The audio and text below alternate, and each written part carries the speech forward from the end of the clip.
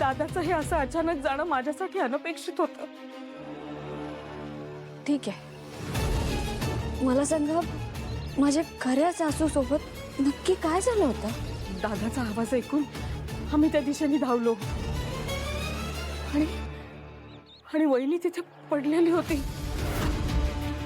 दादा तिच्या नावाने खूप आरडाओरडा करत होता, तिला हाका मारत होता, तिला हलवून बघत होता,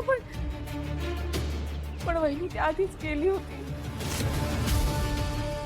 आम्ही विचारलं दादाला काय झालं, तर तो म्हणाला की ती बाल्कनीमध्ये केस विंचरत उभी होती आणि त्याने तिला पडतानाच बघितलं.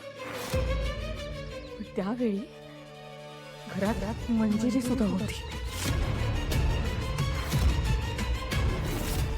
म्हणजे मंजिरी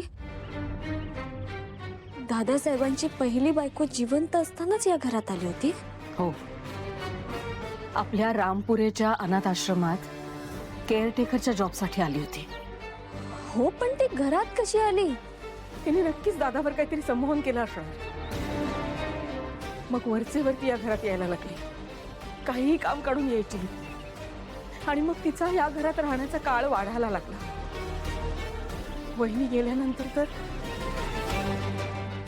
ती इथेच असायची कायम, आणि कुणीही न सांगता ती अथर्व आणि अनन्याचा सांभाळही करायला लागली होती.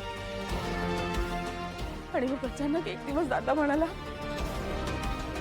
मी मंजिरीशी लग्न करतोय, मुलांना दुसरी आई मिळेल. माझी अवंतिका वहिनी गेली आणि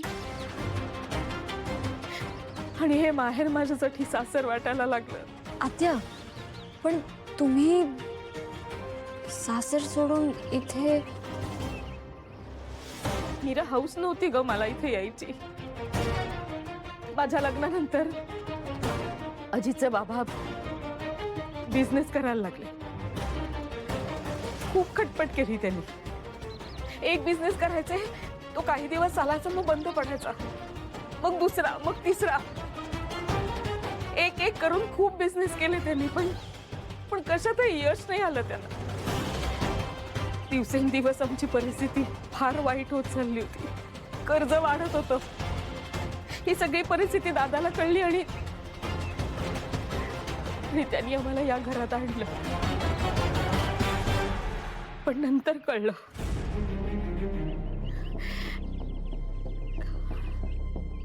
की हा निर्णय दादाचा नव्हताच, अवंतिका वहिनीचा होता. अवंतिका वहिनीने सुचवलं होतं दादाला